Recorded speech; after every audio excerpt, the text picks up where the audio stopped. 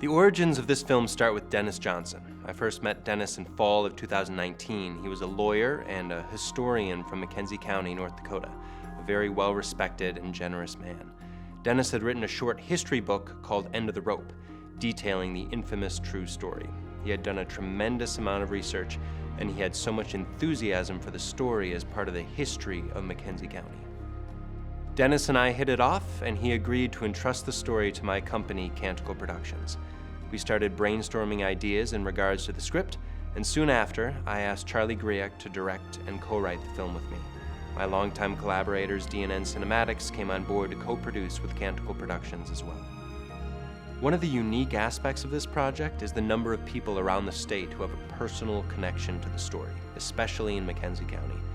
I was approached by a lot of folks who would say, my grandfather was involved in the events of that night, or we were never allowed to talk about that event when we were kids, things like that.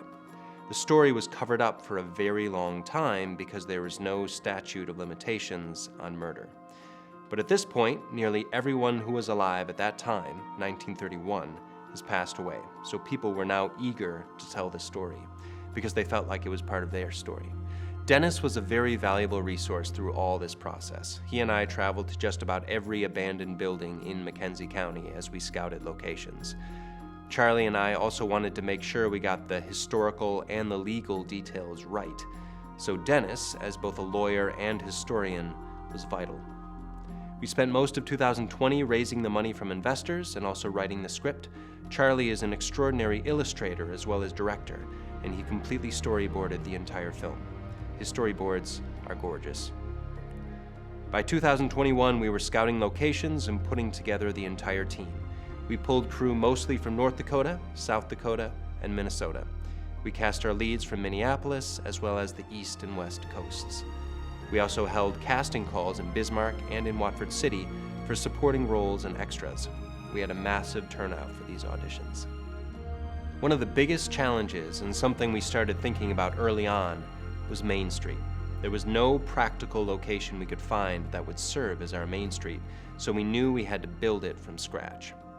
One of our executive producers, the Prestoggins, offered their land for us to build on, and a local construction company, Hurley Enterprises, offered to help with the construction.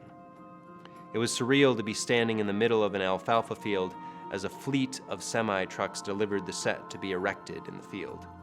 Once it was up, our art department, led by Brad Reisig, worked hard to dress it, paint it, distress it, and brace it against that strong North Dakota wind.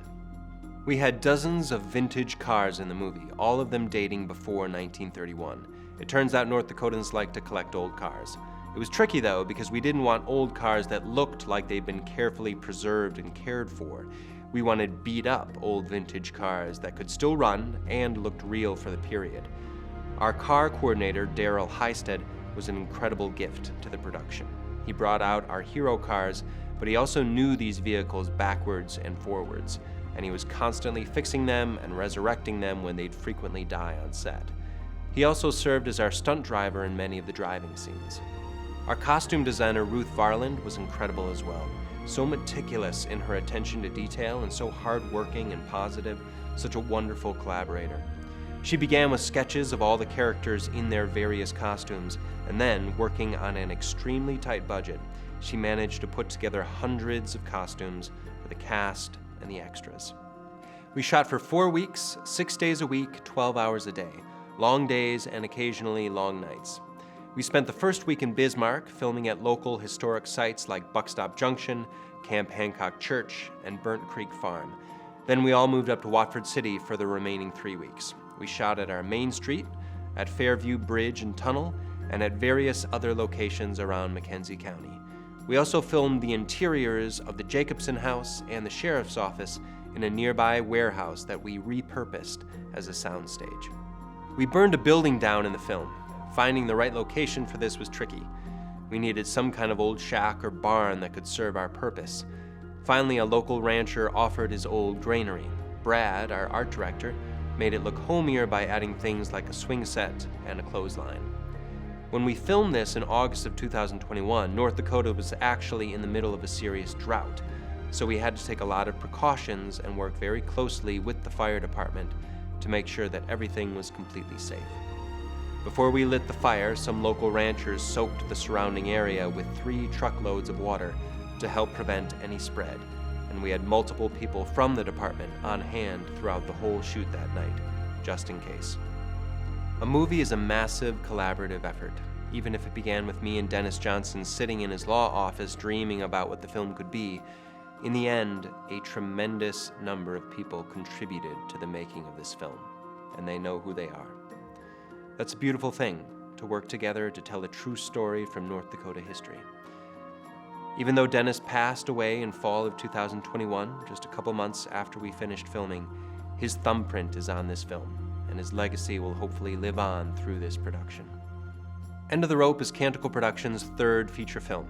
Our last film, Sanctified, premiered around the region in fall 2022 and will be available on streaming services later this year.